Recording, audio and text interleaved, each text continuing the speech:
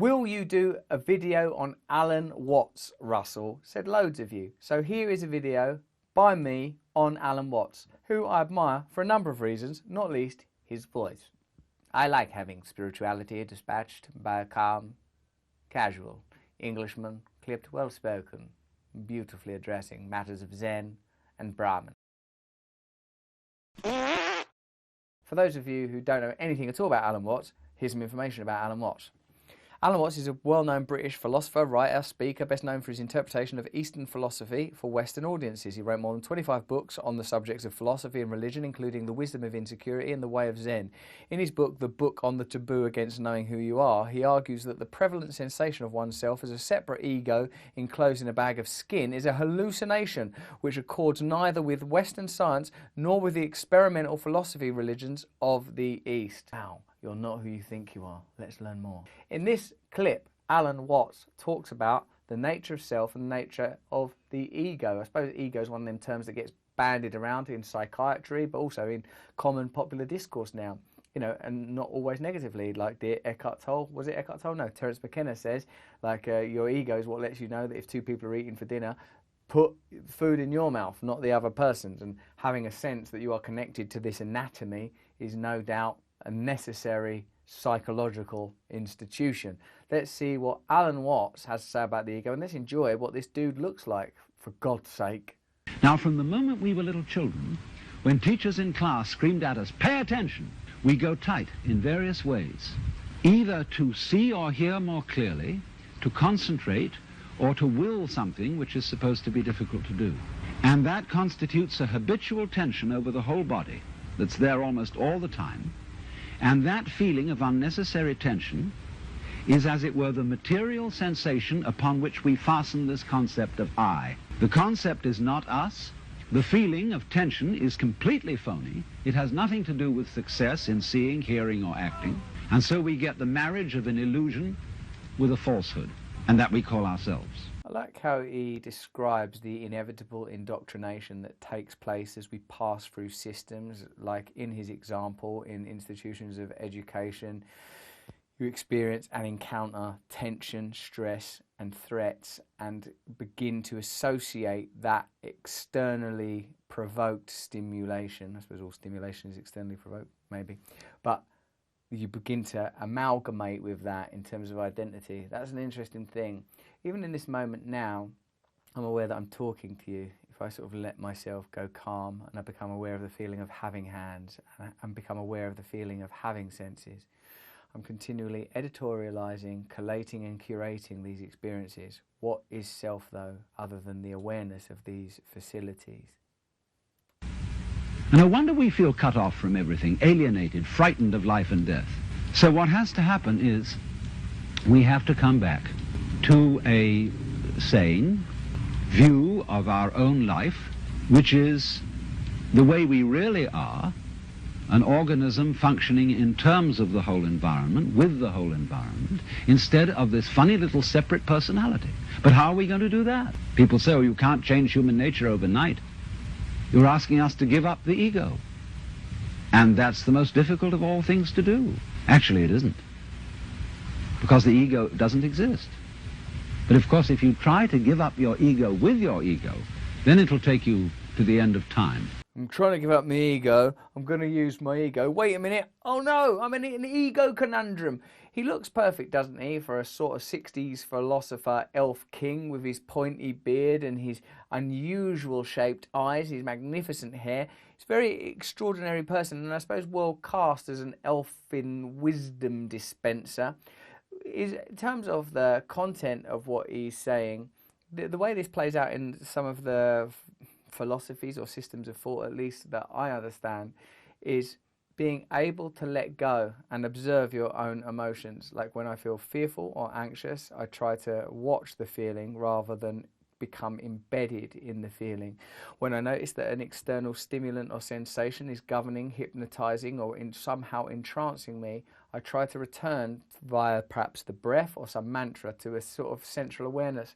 Sometimes on walks, I try to stop thinking and just look around and be in nature and be among trees, or even in this moment to be aware of what surrounds me and what I am and how temporary I am, how temporary my form is, and to note that there are so many systems of filtration that are placed between me and reality. My senses, my sense of touch and sight and sound, all of it is somehow is passing through various filters. If you can't trust your own senses and your own interpretation, how does that affect the way that we relate to structures and systems of power? How can we objectively interpret information and respond to it? There's so much of what we take for granted as real is present or seemingly present as a result of inculcation. What I mean is, for example, this is how we behave. You know, and perhaps you don't think of yourself as conditioned, but neither of us presumably would get up in the morning and just wander out the house naked. And why is that? Well, it's bloody cold, it's disgusting. There's loads of reasons, but it is also as a result of conditioning. Because this is the point. You can't transform yourself. You can't make yourself sane, you can't make yourself loving, you can't make yourself unselfish. And yet it's absolutely necessary that we be that way.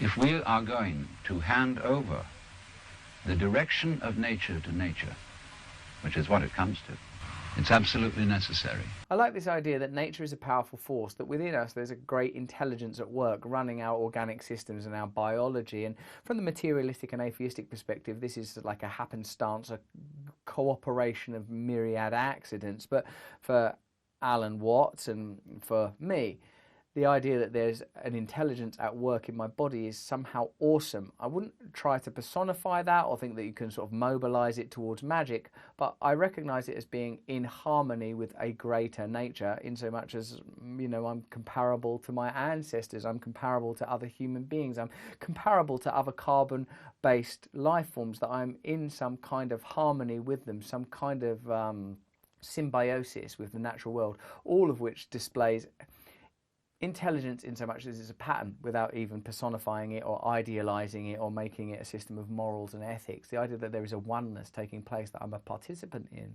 is for me evident and glorious. That we let go of ourselves and it can't be done. Not by anything that we call doing it, acting, willing, or even just accepting things. You can't do it. Why? Because you don't really exist as that kind of a separate ego or personality. It's just an idea. All right, mate. I just said, where's the station? Do me head in. Like, he goes for it, doesn't he, AlanWatts? I mean, you can't have a conversation with AlanWatts where he's not going to delve down into the essential nothingness at your core, that you're a conglomeration of memories, of programming and conditioning and beliefs. It's extraordinary to be confronted by that in such a conversational and calm and pedagogic manner, I suppose I would say. Some famous quotes of AlanWatts is to take with you as we familiarise ourselves with this very notable, brilliant, enjoyable and, judging from the comments, popular thinker.